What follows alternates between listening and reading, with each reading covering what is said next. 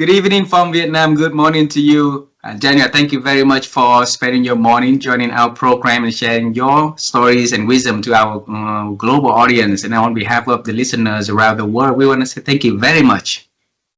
It's my pleasure. Thank you for having me on. And earlier in this conversation, we realized that your grandson came to Vietnam a year ago. But if we had this conversation before that, probably we've been able to have a cup of tea, a cup of coffee with him when he's here. So the next time, if any family member, any of your friends come into this country, please let us know that now they have a new friend, new family here also, please. Thank you. That's very kind of you. Appreciate it. Yes.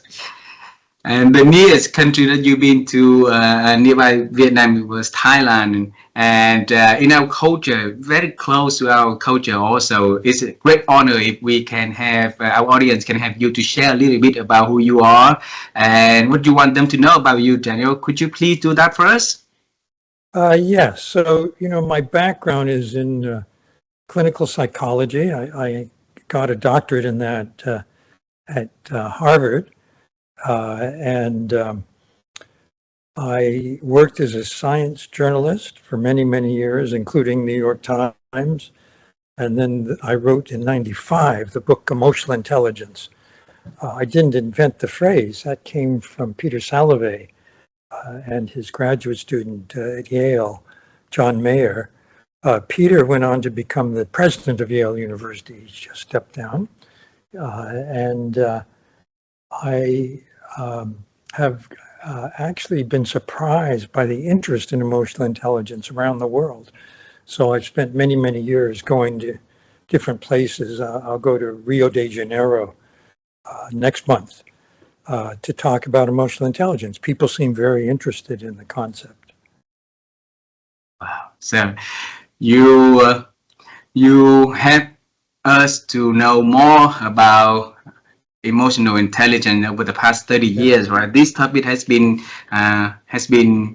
talked a lot in many countries by many companies and also in our country. And you share about your story in less than 2 minutes of your time, and that is not fair for our audience. So this conversation is designed for us to know more about the journey that leading to what you create that. Okay, so let's travel time together. How does that sound to you?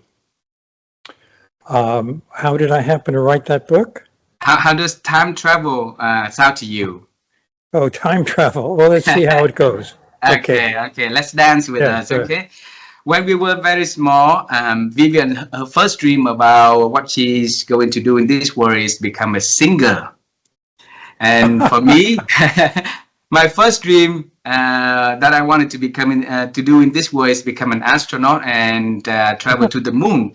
But life did not give us any opportunity to do that, except that we had a lot of karaoke time at home, and we've been interviewed a lot of astronauts in our program also. One of them walked on the moon himself. His name is General Charlie Duke, right?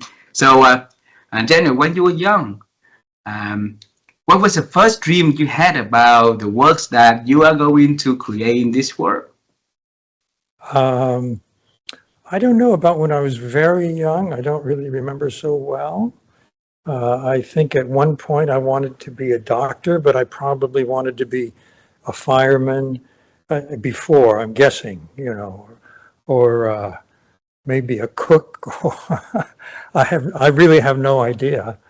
But by the time I got to college, I think I wanted to be a doctor. Oh, yeah. But that's very fast time travel. You go at your rate. Please ask me. Yes. So, what motivated you to become, to decide that one day you're gonna become a doctor? I don't really know, but I remember when I took biochemistry in college, I decided this isn't for me. So I went into psychology, and that's where I did my graduate work. Wow.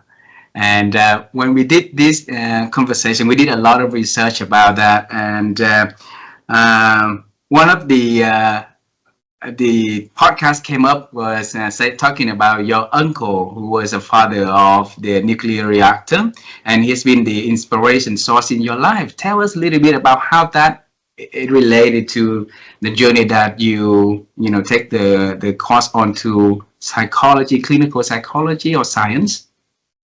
Well, my uncle, Alvin Weinberg, was the director of the Oak Ridge National Laboratory. He had several thousand PhD scientists working for him, and they developed nuclear medicine. So if you know anyone who ever got radiation treatment for cancer, that was one of the things that came out of that lab. He was one of the scientists who, as a graduate student, was recruited for what they called the Manhattan Project, and then afterward renounced working on weapons and was trying to find peaceful applications. One of the things he designed is a thorium-based reactor, which is different than a uranium-based nuclear reactor. The good thing about thorium is its half-life is much shorter, so there's less problem with storing waste, but also it can't be made into a weapon, which is another advantage from his point of view. So far, I think the only people who have actually built one are the Chinese, I heard recently, but I think it's good. Anyway, he inspired me definitely to look at science and to regard it as very important. So when I went into psychology, I saw it as a scientific field, but it also had clinical applications, of course, working with your mind, working with the things that make you very unhappy, working with patterns that you need to change. And to fast forward in time travel, my wife, Daniel Goleman, has done a lot of work bringing mindfulness, which is something that I associate with Vietnam. I don't know if it's true, but mindfulness with therapy. Her book, Emotional Alchemy, was the first to integrate those two together. And I've been very, very interested. We still are doing this work together. I have to turn my phone off. So I hope you edit this. So, so anyway, you asked me your next time travel question. Yes, we still at the time for when you're at university time, and you share with a lot of people about the first year as college when you fail at college times. How did that impact on your journey of meditations or research? Well, my first year of college was in Massachusetts, and I grew up in California. Mm. California, more like Vietnam. It's very warm a lot of the time, very sunny. It doesn't ever snow. And when I got to college, which was in Massachusetts, I hated it. I hated the winter. I hated the fact that at the time it was all men. There were no women. I thought that was a terrible idea. And I ended up going my junior year to the University of California at Berkeley.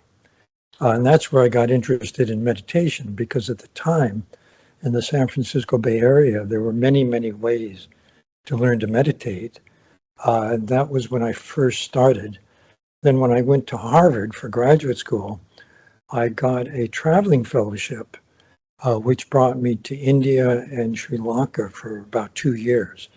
And I got very interested in Buddhism as a psychological theory, because it's been around for 2,500 years, but the model of the mind seemed very robust. And so I looked at that more deeply. And I did my first book about meditation. I was interested in all kinds. I know that Vietnam is, 50-50 Christian Buddhist. Is that right?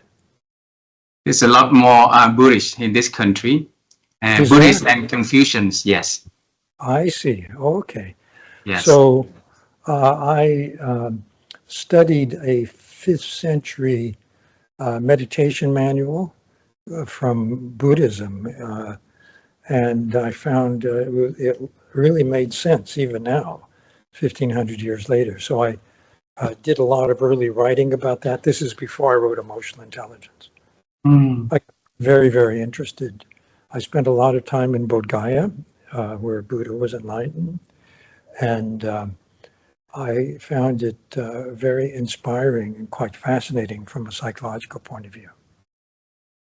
From meditation onto emotional intelligence, how did that bridge connect? I don't think there was a conscious connection.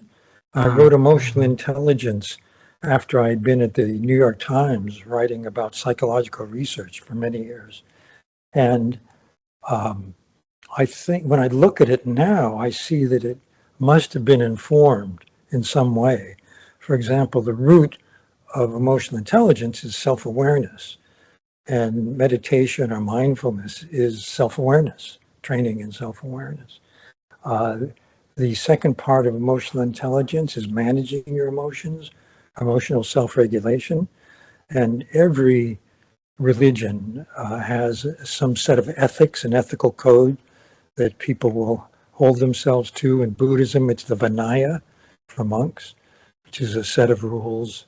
And then for lay people, there's a smaller set.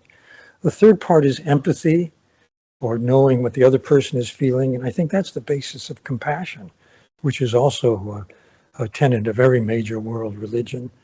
And when you put that all together to handle relationships effectively, relationship management, which is the fourth part of emotional intelligence, I think that maps very well on skillful interactions in a religious sense too. Beautiful, beautiful. During your years as a journalist, right?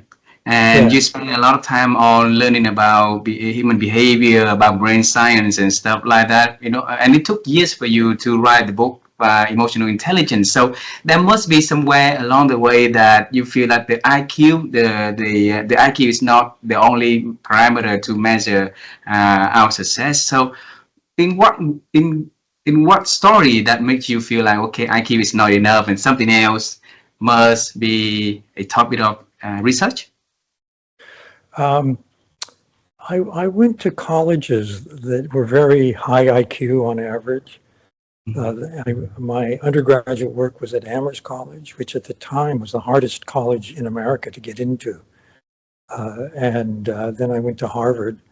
And I looked around and I saw that there was a difference amongst people, whether they all had a very high IQ, but some people were much more effective, much more empathic, much more attuned to other people.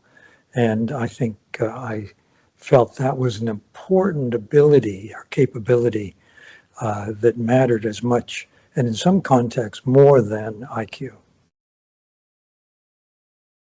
Wow. Seems like Vivian, you want to have a question, Vivian? Yeah, Daniel, it seemed like to me when we were born, pretty much it's a blank page and innocent. And along the way that we're growing up, it's become a challenge for us to be self-awareness. I guess it's going to link to a lot of that emotional intelligence you're talking and also the religious kind of aspect into it. So in your opinion, what what make us lose all that, blank page when we were first born? Yeah. Well, we're not exactly a blank page. We have our genetics, and there's Okay. actually a large correlation between your parents' IQ and your IQ. So some of that is genetically determined. Also, it's determined by what educational opportunities you're given in life. Whether you read a lot or not at all, you go to school or don't go to school, go to a good school or not so good school. All of that matters. And IQ actually seems to be pretty much set in childhood and doesn't change that much through your life. Emotional intelligence, on the other hand, is learned and learnable at any point. I just put an emotional intelligence program online so people can enroll in it themselves and do it at their own pace, because I believe anyone can get better. And do you have show notes?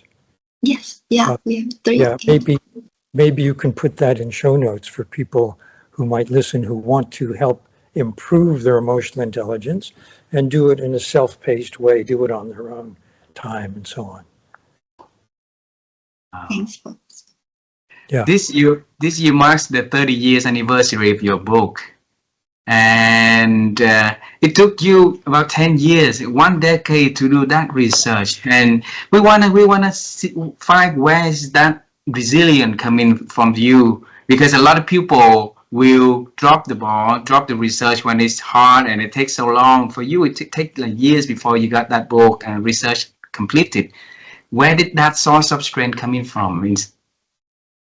Well, I think I was always motivated, and motivation is very important in persistence, in keeping working toward your goal, whatever that goal might be.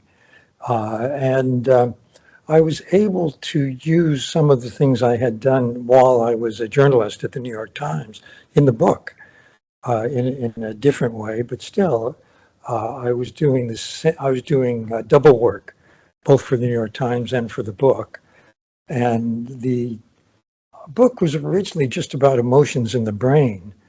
I saw an article in 1990 by Salovey and Mayer called Emotional Intelligence. It was the first time I had heard the term. And I thought, oh, that would be a good name for the book. So I used it for the book. I didn't know the book would become so well known around the world.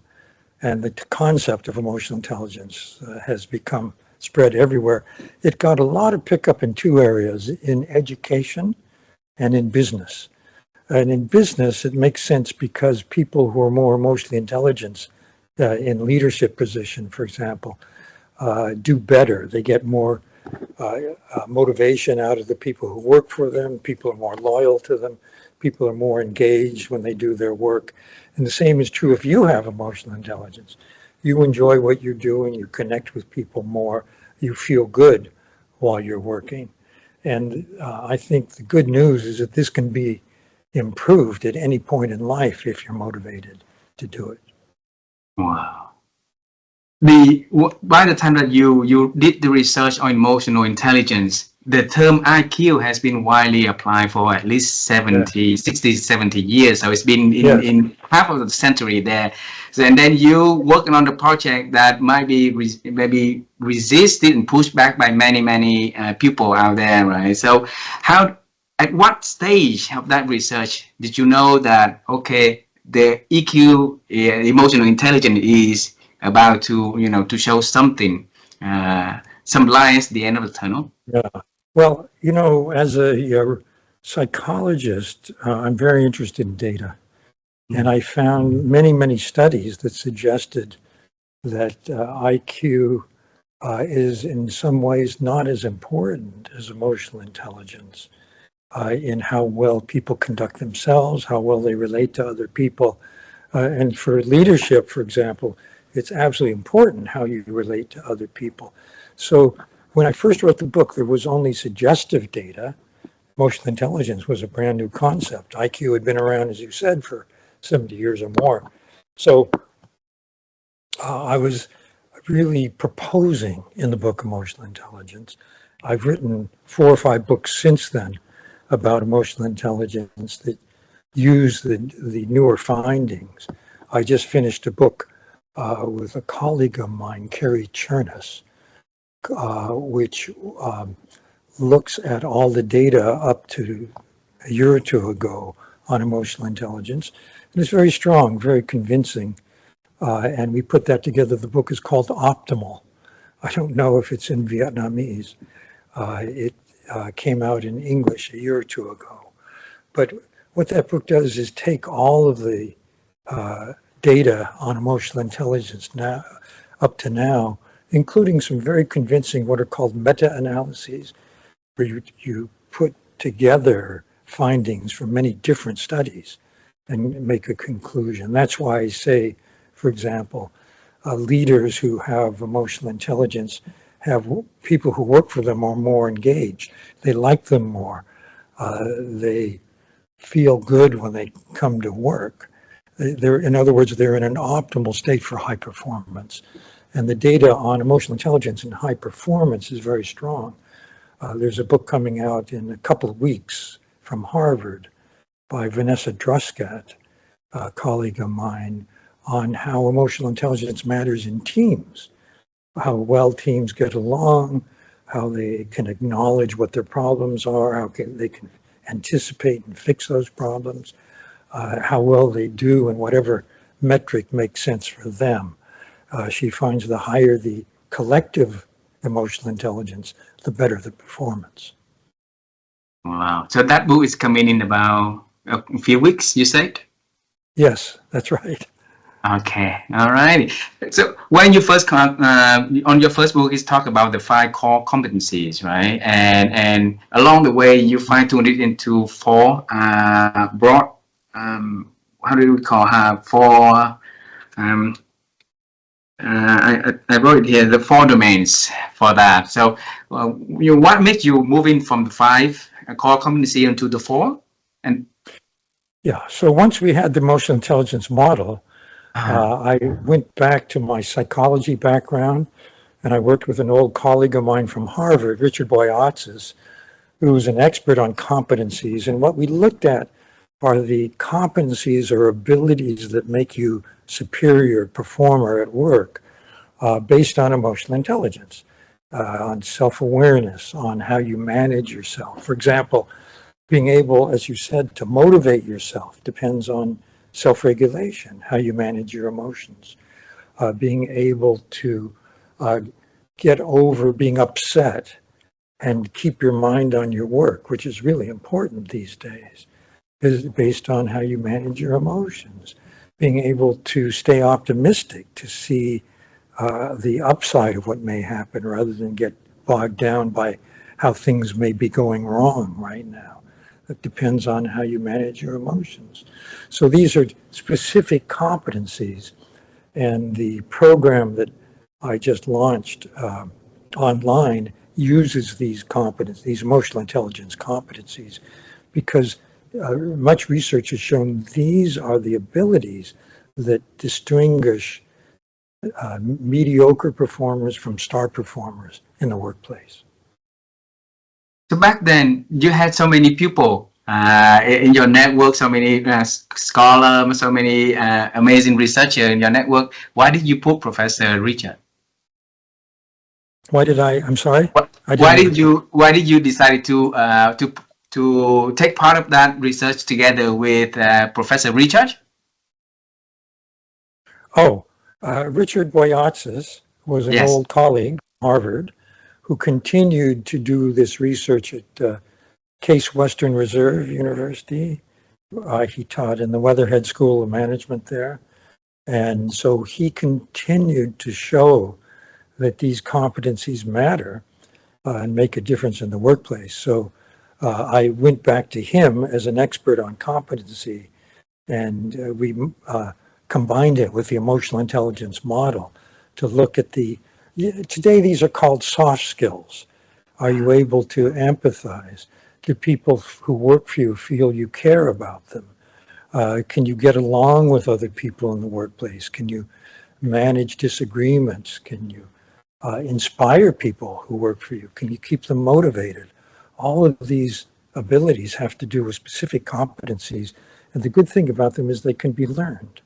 That you don't, you don't have to say, well, I'm not so good at this, but you can get better at it.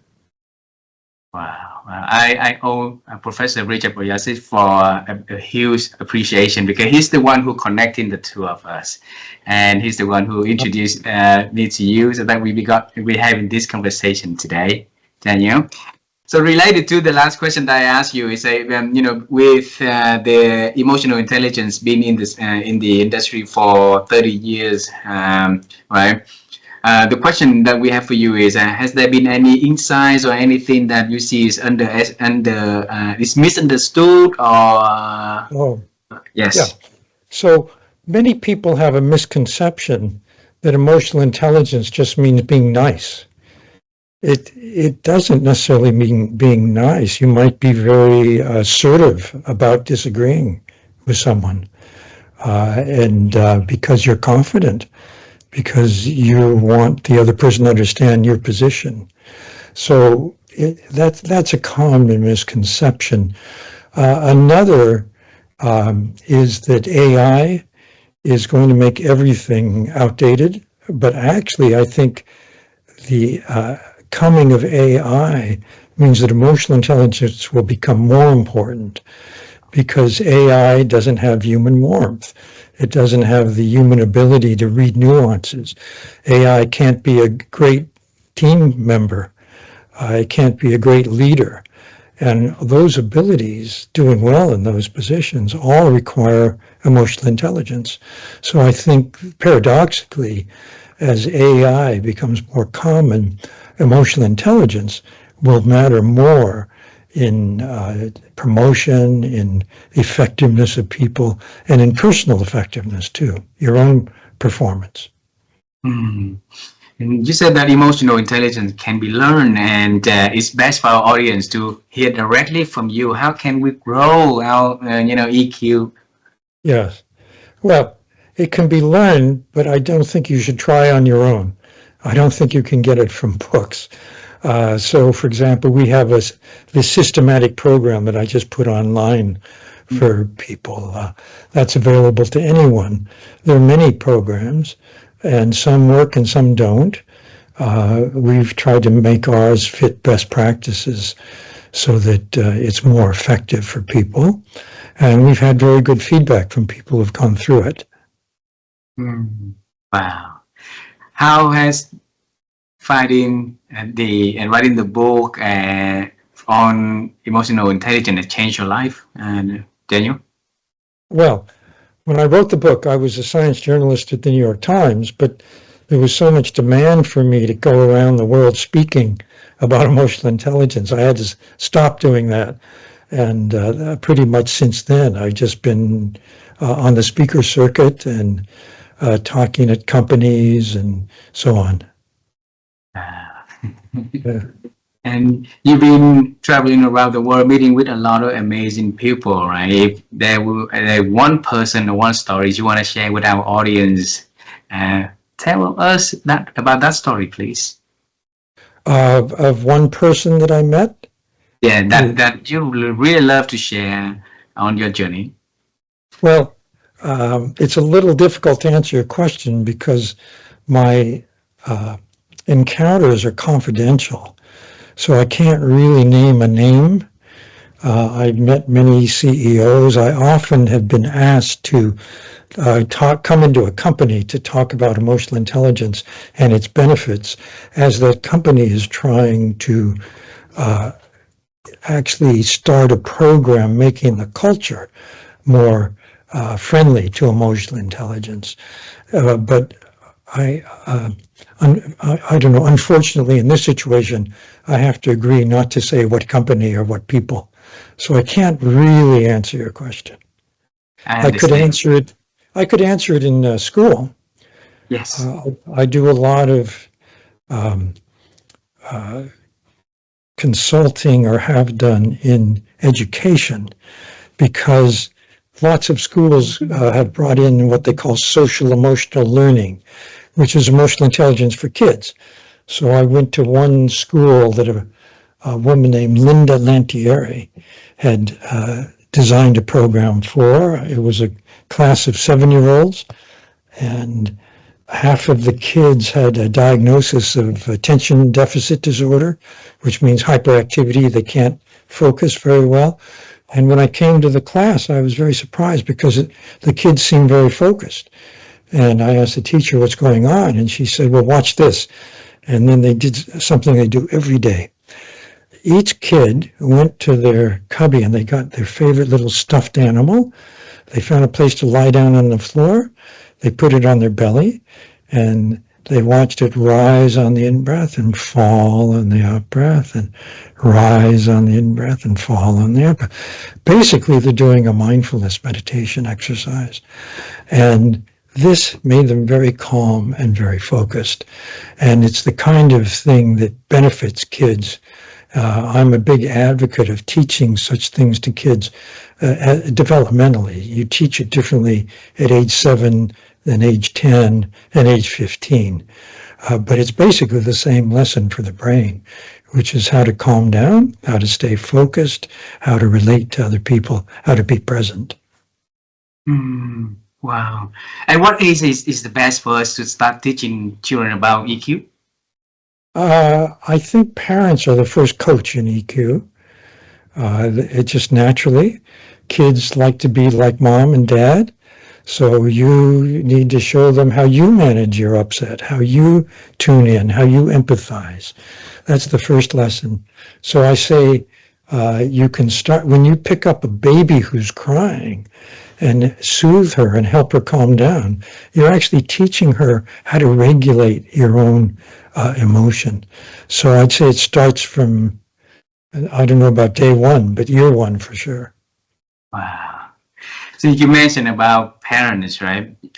We really admire when we read about what you said earlier. If you're not sure if you still remember that, what you said that all the awards, all the rewards, or celebration parties not important as it is for you to spend time with your family and with your children and your grandchildren on the beach, right?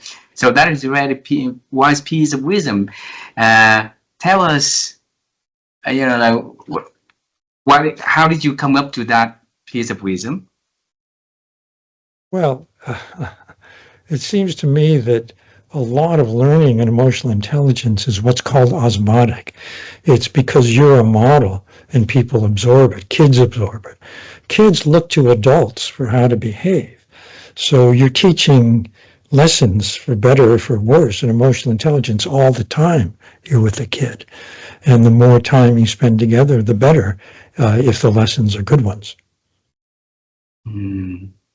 Wow.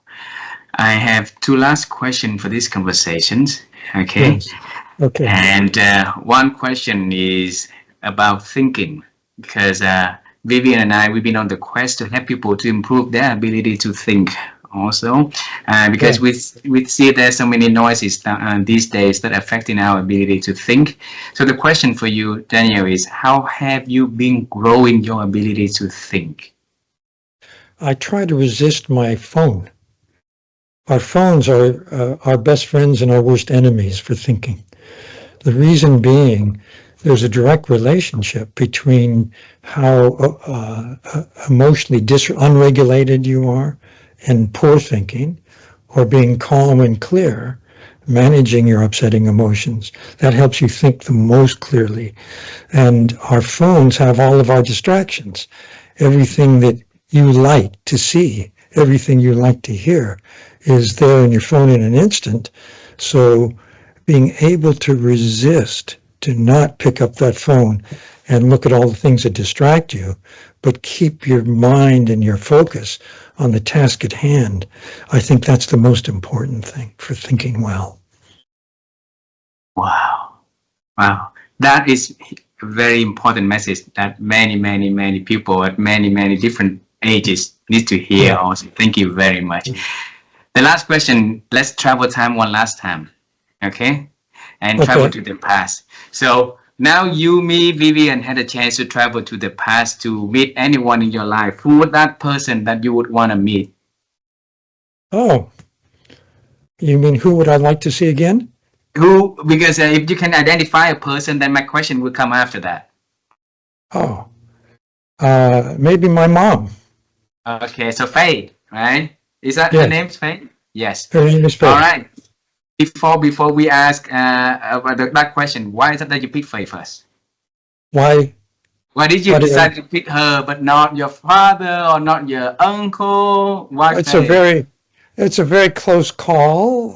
I don't know the answer to your question. All righty. So thank you for sharing that first. Okay, so let's assuming that the three of us gonna travel time. The three of us gonna be in the same room and having a conversation with your mother, and you're gonna tell her about your life, the works you do. You're gonna tell her about that. What is that you are going to tell her? Oh, well, she was a great cheerleader for my academic education. She was a professor herself. Both my parents were college teachers, and she was really happy and enthusiastic that I was writing books, that I got a PhD. And so I would, and she lived to 99, by the way. So I knew her most of my life and all my life. And I think she always was interested in the newest idea. So that's what we would talk about. And what would she say to you if she knows that you inventing a field that really have a lot of people at a lot of ages, from young kids to leaders who lead in billion-dollar business to transform? She would say, "Oh, good work." Daniel, thanks a lot for the opportunity for us to have you on our program. The honor is really, I was overwhelming with that honor, and thank you so much for sharing your story, sharing the insights in this conversation, and helping the world to become a better place with your works. Okay, thank you very much. It's been a real pleasure.